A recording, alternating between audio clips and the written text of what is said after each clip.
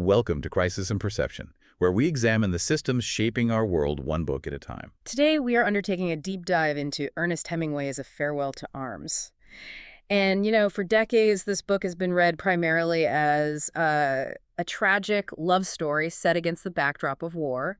Or maybe it's praised for its groundbreaking, minimalist literary style. Right, and that framing, while it's completely valid in, say, a literature class, it actually hides the book's real powerful relevance for what we do here. Yeah. If we just put the romance to one side for a moment, what we uncover is this incredibly forensic analysis of institutional failure. The core systemic question this book is asking is profoundly modern. Yeah. So how does the vast, complex, often unexamined infrastructure of industrialized war transform people, even people not directly fighting, like our narrator Frederick Henry, into nothing more than expendable components of these massive, unfeeling bureaucratic systems? And that's exactly why we're saying its importance goes so far beyond the personal stories. This book is a sustained, almost clinical examination of how modern institutions, particularly military ones, function to systematically drain meaning, moral clarity, and personal responsibility from the human experience. Yeah. Hemingway shows us a system where the process of war itself, the logistics, the paperwork that becomes the true protagonist, and the people, well, they're just resources. They're there to be consumed and then replaced. So our mission statement for this deep dive is really to map that machine. We're going to focus strictly on the observable structures, the predictable patterns, and the underlying institutional logic that's depicted in the source material. We're completely avoiding personal advice. We're not talking about heroism in the traditional sense or making any moral judgments of Henry or Catherine. Right. We're here to figure out what the rules of that system were. Exactly. And how those rules applied pressure to the people trapped inside it. Okay, so to really understand the system that Frederick Henry is operating in, we have to start with where it all came from. World War I. This conflict it was just not a conventional war in the sense that any previous war had been fought. Right. It was the first fully industrialized, truly systemic war in history. It was defined not by, grand strategy or these individual heroic acts, but by the relentless, monotonous, often tedious grind of logistics, material consumption, artillery, and motor transport. And the novel just captures that shift from, let's say, the romance of war to the logistics of war perfectly. Hemingway doesn't give us glorious cavalry charges or tales of strategic genius. What he does is he documents the mechanical and the material weight of the conflict. Yeah. We see troops marching in the dust, we see the supply lines, and this constant movement of heavy equipment. He describes these big guns going past, but they're not being pulled by horses anymore. They're being pulled by these powerful new motor tractors. It's the material density of it all that really sets the stage. Henry, who's an American serving as an officer at Tenente in the Italian ambulance service, he has a view of the system that is inherently logistical. It has to be. His job is logistics. His whole world is cars, routes, fuel, where the wounded are, and where they need to go. He's just a part of the supply chain. There's that one powerful, really striking detail with the Italian troops' equipment. It just speaks volumes about this material burden. The description notes they're two leather cartridge boxes, heavy with clips of these thin, long 6.5 millimeter cartridges, and they're bulging forward under their capes. And the line is, They marched as though they were 6 months gone with child. that image is so crucial because it instantly transforms the soldier. He's no longer this martial figure ready for battle. He's a carrier, a beast of burden. He's just burdened by the sheer unromantic material weight required by the administrative scale of modern warfare. You're not a person of high ideals. You are just a necessary component carrying the standardized ammunition required to feed the machine gun nests, even if the enemy is, miles and miles away. It even redefines what courage is. Courage is no longer charging a hill. Courage is just continuing to march under the physical weight of the system's demands. And crucially, while Hemingway's own experience as an ambulance driver is, biographical context, its relevance here is purely structural. Henry is the narrator. He occupies that logistical role, that administrative position. He's a mid-level manager of materials and transport, and that gives him a perspective that's so much wider than the isolated, often mythologized, tunnel vision view of the frontline infantryman. He sees the whole flow of the machine. He sees its operational reality. And the chaos behind the orders. Exactly. And this is vital because A Farewell to Arms came out of this widespread loss of faith in centralized authority that followed the Just the unprecedented scale of World War I casualties. The opening chapters, they very quickly establish a mood of systemic failure and this quiet horror where competence has just been replaced by inertia. We see evidence of things going very badly, and it starts right from the top. There's that image of the king's motor car going very fast as he rushes to the front. It symbolizes the central authority just scrambling desperately to contain a disaster it can no longer control. And then there's the failure of these repeated costly offensives. Henry just observes the mountains beyond the river and says they could not be taken. It's such a bland statement, but it hides thousands and thousands of dead men. It's an administrative summary of a catastrophe. It is. This institutional collapse wasn't sudden. It was a slow, grinding failure of competence and strategy. And the horrors that are contained are stated with this chilling administrative precision, stripping away any human weight. Remember when the rain brought the cholera? 7,000 men died of it in the army. And the official report concludes just flatly, it was checked. It was checked. 7,000 men gone. Reduced to a footnote and a single word. That language choice is a perfect manifestation of the institutional mindset. The scale of death is just. It's normalized, it's sanitized by bureaucratic language. It's a clinical report on maintaining operational hygiene. It's not a tragedy about human loss. And that normalization is one of the most dangerous outputs of the whole system. So this systematic detachment, it leads us directly to the central thesis of the novel, if we state it in the plainest language possible. The book fundamentally portrays war not as a test of character or a crucible where men find their mettle, Right. but as a rigid, impersonal system designed solely to consume individuals and resources while systematically refusing to accept or assign any form of accountability for its horrific outcomes.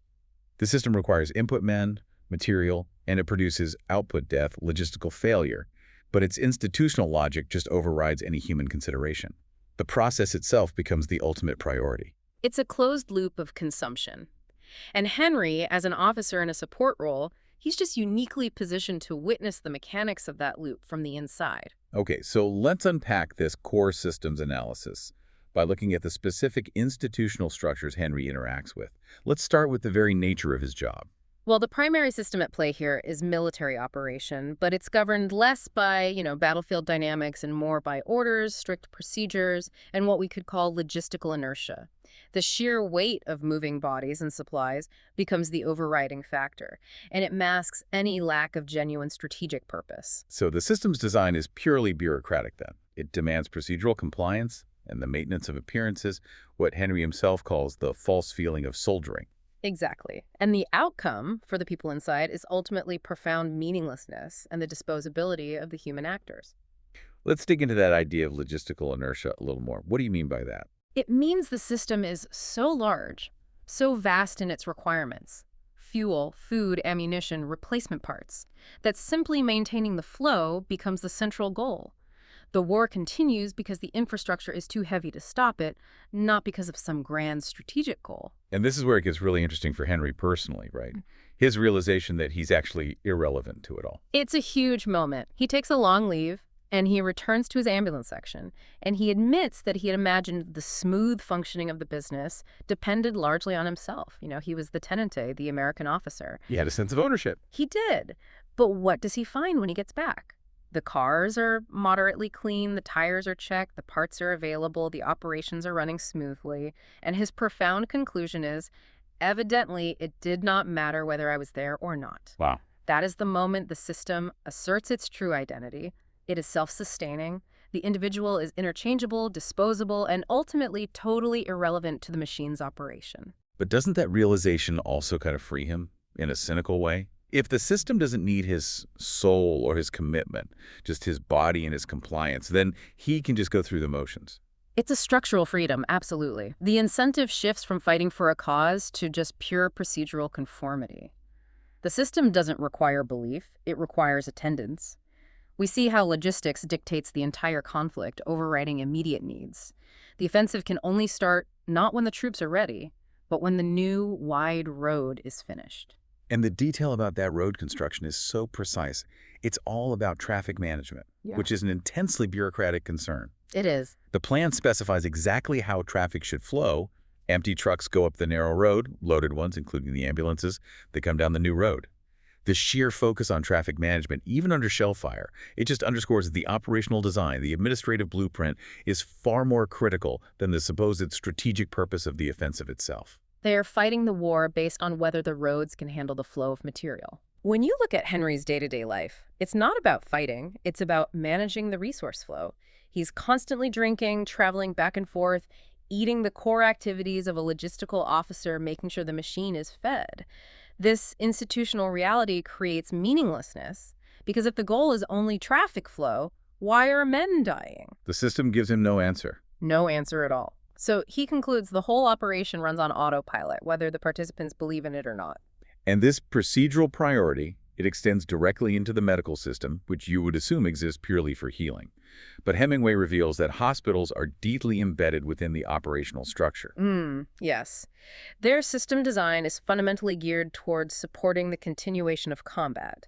It prioritizes institutional capacity over individual healing. So the core incentive structure for the military medical system is to maximize bed capacity for the next operation. Exactly.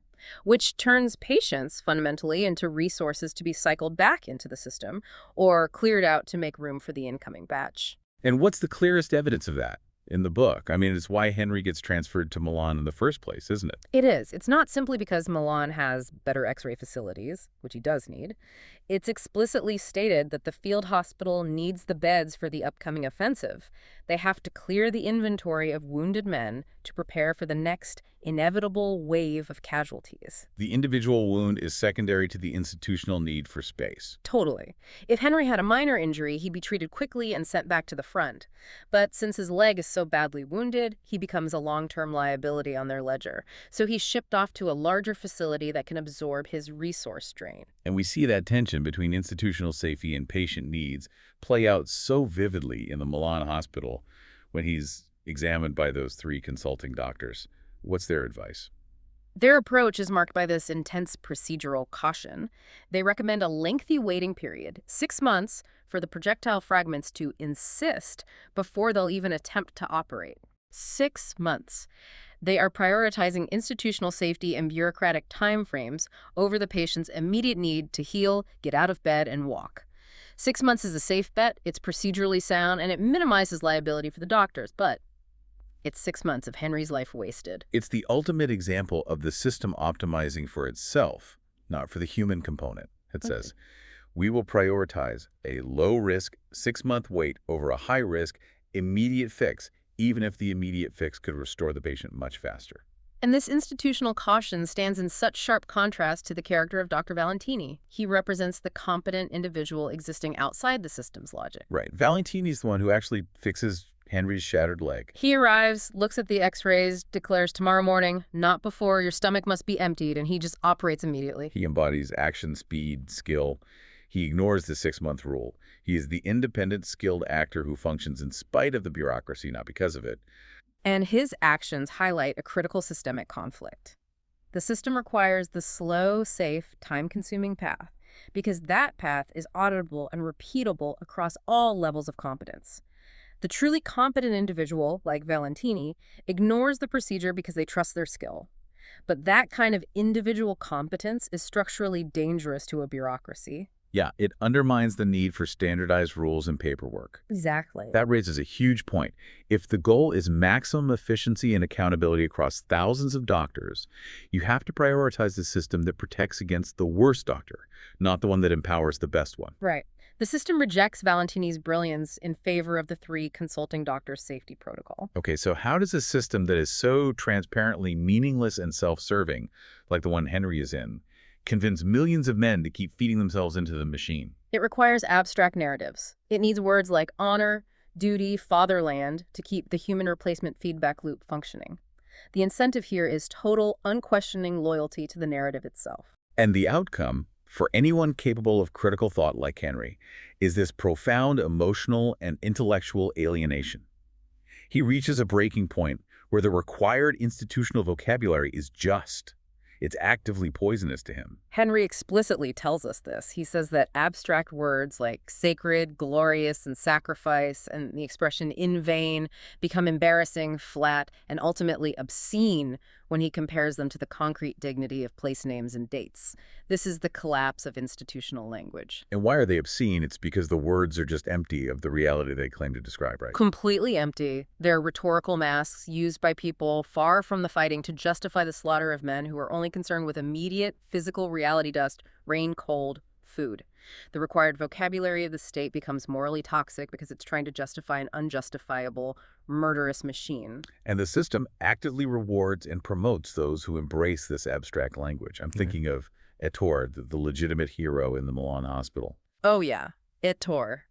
He's constantly boasting about his 3 silver medals, his 3 bad wounds, and how he's going to be a captain for merit of war. He's structurally successful. He conforms perfectly to the system's preferred narrative of selfless, medal-chasing courage, even though, as Henry notes, he bores everyone he met. He's the ideal product of the system, successful, decorated, and entirely devoid of interesting thought or genuine empathy. He's a walking public service announcement for the war effort. And then on the other side, you have the enlisted men Henry interacts with, the ambulance drivers, like Manera and Pacini. They're completely alienated. Totally. They're mechanics, socialists, anarchists. They view the war as stupid and pointless. Their discussions reveal the institutional fear of mass disengagement. Manera says it bluntly, if everybody would not attack, the war would be over. And that isn't just venting, it's a systemic critique. Pacini points out that the common man is being forced to fight because they were beaten when they took them from their farms. It reinforces the reality that the war is maintained by coercion and threats, not by patriotic consent. They even talk about the practice of summary execution, that chilling story of the granatieri who wouldn't attack, where the carabinieri shot every 10th man. The soldiers know exactly what the system needs to maintain compliance. Fear. Right. Pacini is clear. The reason men attack isn't patriotism. It's the fear of what will happen to their families. They'll lose their civil rights. They'll be without law. So the system maintains this narrative loyalty, not through inspiration or genuine belief in honor, but through threats to the social and civil status of an individual's family. You fight to protect your mother's pension, not the sacred ground of the fatherland. That is the true engine of compliance. So if the system is a machine, then the bureaucracy assumes compliance, and it views any personal agency, any attempt to manipulate the rules for your own benefit, as a malfunction that has to be criminalized and corrected. Yes. And yet we see individuals constantly trying to work the system, manipulating the rules of the bureaucracy just to survive. There's that episode of the sergeant who purposefully threw away his trust to worsen his rupture. Right. He was hoping the resulting hernia would get him a medical discharge and save him from the line. That is administrative manipulation in its purest form. He is using a loophole in the medical documentation system to achieve personal safety. Henry, who understands the system's logic, tries to do something similar by setting up a fake head injury for himself to get convalescent leave. He gets that a compelling narrative of injury is required to exit the war, even temporarily. But the true nature of institutional logic, its brutal efficiency, that's really revealed during the chaotic retreat at Caporetto. When Henry is separated from his unit and he's walking along the road with Piani, they run into the battle police and the carabinieri setting up a checkpoint. And this checkpoint is the system's emergency response to failure. They are executing officers who've been separated from their troops, branding them as agitators or traitors. This is the system's self-corrective measure. It's restoring control through rigid, lethal accountability. It's like the military equivalent of a government declaring a state of emergency to seize assets. Exactly. And Henry's desertion is triggered not by some moment of abstract philosophical rejection, but by a physical act of systemic violation. The carabinier grabs his collar. That's the moment. That's the moment. Henry realizes instantly that he is through, and that his obligation ceased the moment the coercive force of the state was applied illegally. He is no longer part of the contract because the state broke its own rules by falsely arresting and threatening him. It's such a calculated, legalistic, and incredibly cold decision. He doesn't run screaming in panic. He makes a separate peace based on a transactional assessment of risk. And then he views his personal loss, his cars, and his men through this explicitly organizational metaphor. The floor walker analogy. Yeah. You had lost your cars, and your men as a floor walker loses the stock of his department in a fire. There was, however, no insurance. Let's stop on that for a second. That analogy is so jarringly modern. He's assessing his material and human inventory loss in terms of corporate risk. So what does the lack of insurance imply? Well, it implies that in this vast system, responsibility is just diffused until it rests nowhere, right? Henry, the manager, is responsible for the loss, but there's no overarching mechanism, no insurance policy, no governmental compensation that recognizes the validity of that loss or offers any recourse. The individual carries the burden, while the structure itself feels no pain and offers no remedy. And because there's no insurance, there's no continuing obligation to the company. The moment the system tries to eliminate him, Henry concludes he's free to make a clean break. His final act is a calculated exit from the jurisdiction of a defunct and hostile system, symbolized by him literally jumping into the river and washing away the obligation. Okay, so given that the external system, the military, the state, is totalizing, meaningless, and potentially lethal, the only possible emotional and psychological escape is an equally totalizing personal withdrawal. Right. Relationships become these temporary shelters, and they're deeply intense because they have to mutually exclude the threatening external world. This creates a very pressurized, fragile incentive structure, which is deep mutual commitment. We see Catherine's plea to Henry, "Don't think about me when I'm not here." And that's more than just a romantic request. It's a rule designed to protect the fragile space they've carved out.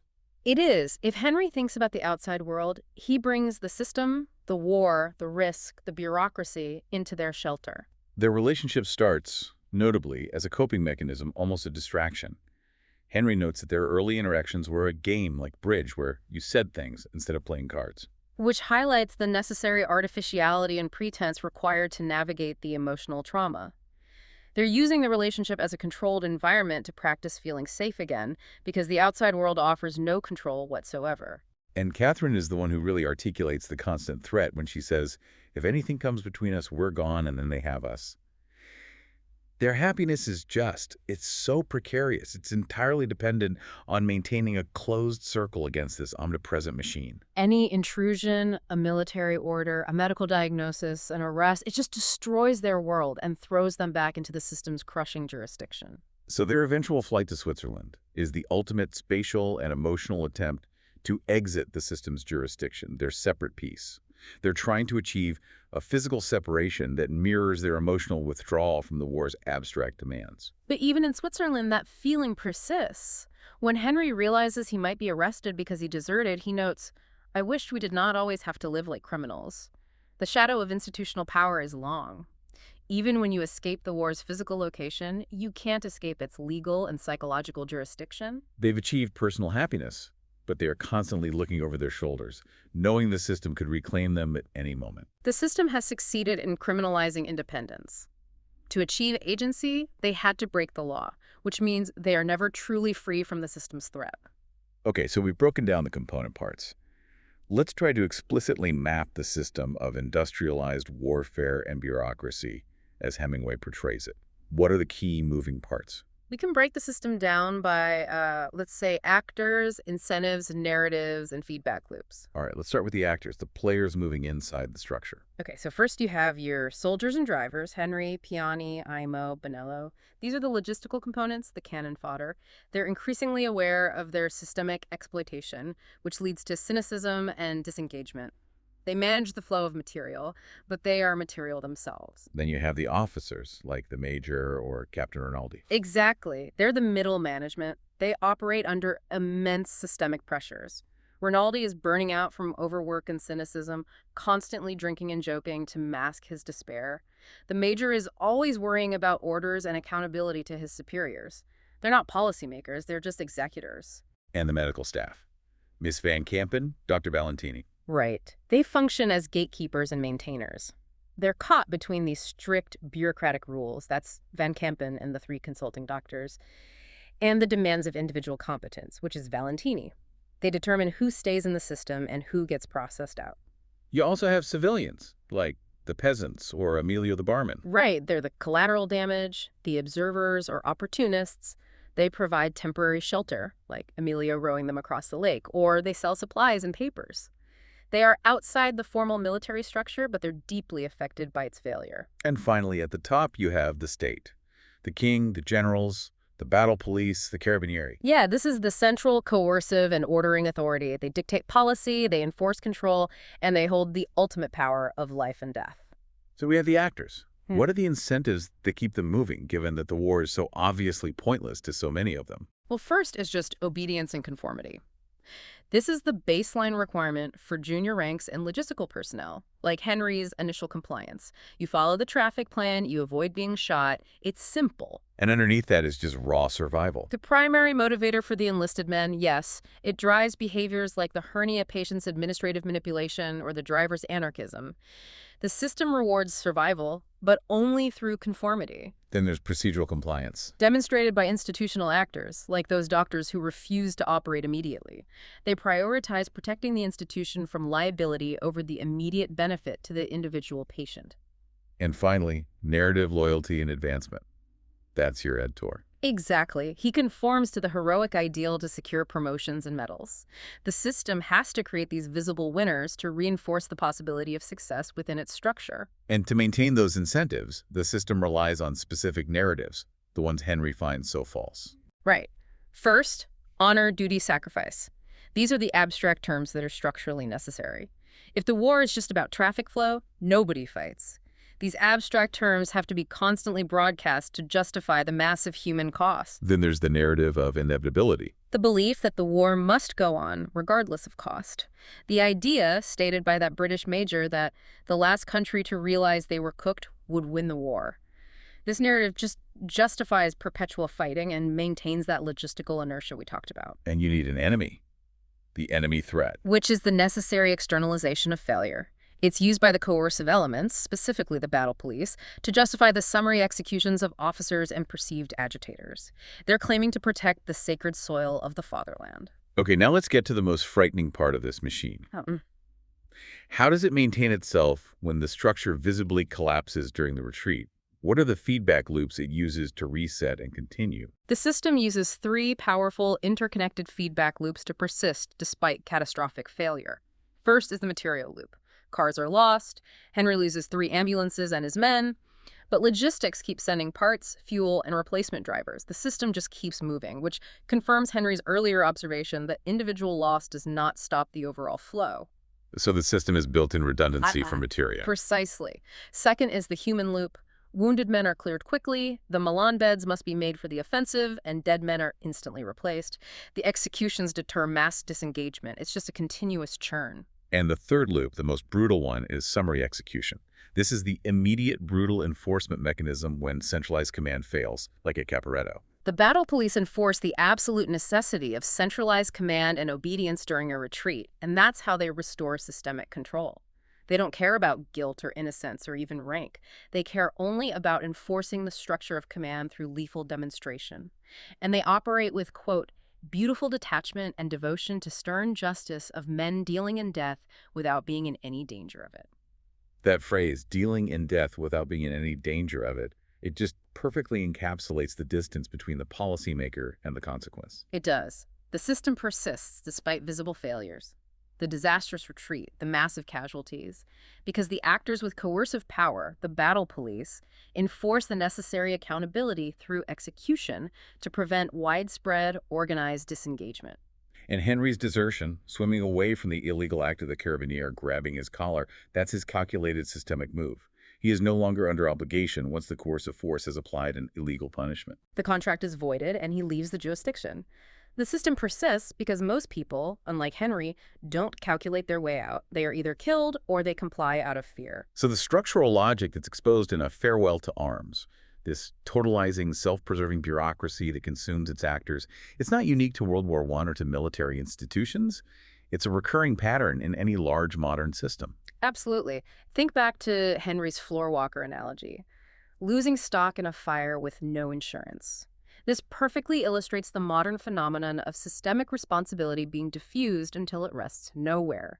When a major systemic failure occurs in modern corporate or governmental structures, a massive data breach, an environmental disaster, a financial crisis, the accountability often just dissipates up the chain of command. Right. The organization suffers a monetary or reputational loss, but no single high-level individual is held accountable, and the component actors, the employees or customers, are left without recourse. We have all seen this. A giant corporate merger fails, billions are lost. But the CEOs who design the deal, they just move on with golden parachutes, citing market conditions or unexpected external pressures. The system shrugs, reallocates the resources, and just continues its inertial existence. And if we look specifically at crisis management systems today, the book's portrayal of the medical system is chillingly relevant. Prioritizing institutional image and capacity over immediate patient care, that 6-month waiting period recommended by the procedural doctors, it just mirrors failures in modern crisis organizations. We see this so often in large-scale emergencies where procedure and paperwork become a defense mechanism against liability, even if they delay urgent solutions. The system is overwhelmed by scale, so adherence to protocol becomes a substitute for actual problem solving. It's safer for the administrator to stick to the rulebook than to empower a Dr. Valentini to improvise and save lives quickly. The institutional logic will always prioritize self-preservation and the protection of that rulebook.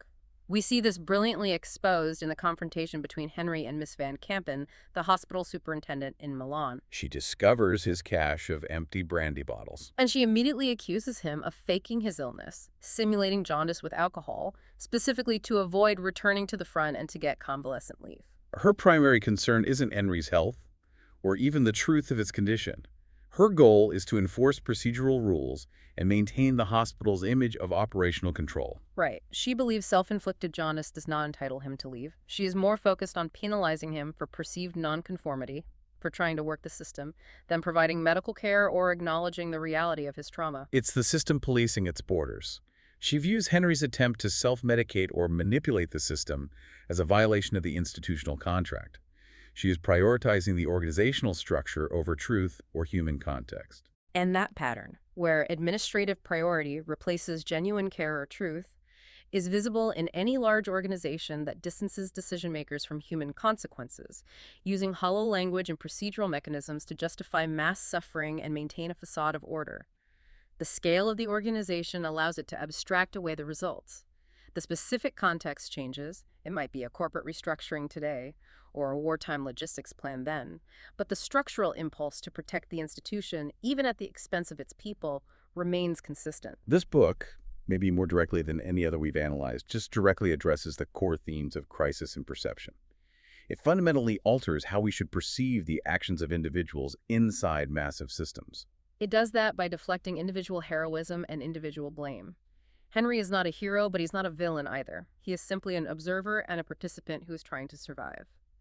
By removing that individual moral judgment, Hemingway forces us, the reader, to examine the system itself, the coercive mechanisms that create the moral anarchy we see in the drivers who shoot the sergeant and then joke about it later in confession. They aren't just bad men. They are products of the system's broken moral compass. The machine has taught them that life is cheap and conformity is the only survival mechanism. They internalize the system's amorality. So the core crisis of perception is explicitly defined by Henry's struggle between institutional narratives and concrete reality. The system requires the use of that abstract, inflated, obscene language, duty, honor, glory, to dictate what is acceptable thought and emotion. If you accept the language, you accept the mechanism. But Henry intellectually rebels. His survival depends on separating the real from the fake. He trusts the concrete names of villages, the numbers of roads, the names of rivers, the numbers of regiments, and the dates because they have dignity and reality. Everything else is a lie that's used to justify the slaughter. That separation, trusting the physical map over the political map, that is the very definition of a crisis in perception. It's realizing that the official story is a carefully crafted mechanism of control, and that truth has to be sought in verifiable, tangible details. And finally, when the system proves utterly untrustworthy, as it does in the retreat chaos and the unjust executions by the battle police, all foundational beliefs just collapse. There is no longer a moral structure, no intellectual reason to remain. So Henry's moral foundation, his intellectual life, it simplifies entirely to immediate sensory reality. The system failed, meaning collapsed, leaving only pure, immediate survival. He famously concludes, "I was not made to think, I was made to eat, my God, yes, eat and drink and sleep with Catherine." When the institution fails, the individual is stripped back to their biological essentials, seeking only pleasure and safety in the face of annihilation. He strips away all the abstracts, honor, duty, future plans, and he clings only to the sensory and the immediate, food, drink, and the total shelter of Catherine's presence. That extreme simplification is the ultimate sign of institutional burnout. So what does a farewell to arms help us see differently about the world and the vast systems we inhabit today? Well, it fundamentally reframes war for the industrial age. It is not a stage for human glory or national struggle. It is a machine of logistics and administrative murder, a vast, costly operation managed by motor trucks, doctors prioritizing bed space, and police ensuring compliance through execution. It reveals the true nature of authority within centralized systems. Authority is maintained not through justice or morality, but through rigid, often arbitrary force, the carabinieri, the battle police, and through bureaucratic inertia, epitomized by the time-wasting advice of those three consulting doctors in Milan. It persists because the cost of challenging it is just too high. And maybe most importantly, it forces a reflection on human agency. Individual integrity, sincerity, it cannot stop the institutional logic. If you are good, the system will break you. True agency within such a hostile structural reality lies only in achieving a calculated, deliberate, and often criminal withdrawal from the system's jurisdiction, seeking a separate peace in a world outside its control. The novel's final, provocative thought builds on this cynical reality, and it leaves us with a question about compromise and destiny. The system ultimately breaks those who are truly good or brave, killing them impartially. But if you are none of these, if you're indifferent or just a survivor like Henry, the system will still kill you, but there will be no special hurry. Which forces us to reflect on the nature of courage, compromise, and the inevitability of confrontation with a structurally hostile world. Is Henry's final survival a victory, or is it simply the system postponing his end? We've been deep diving into the systemic analysis offered by Ernest Hemingway's A Farewell to Arms. We highly encourage you to read the book or borrow it from your local library. This project is free and publicly accessible. If you'd like to support the time, tools, and research behind Crisis and Perception, you can become a supporter on Patreon. For a shorter visual overview of this topic, see the mini explainer linked in the description. If you enjoy this kind of systems-level analysis, please like, subscribe, and comment with books or topics you'd like us to explore next.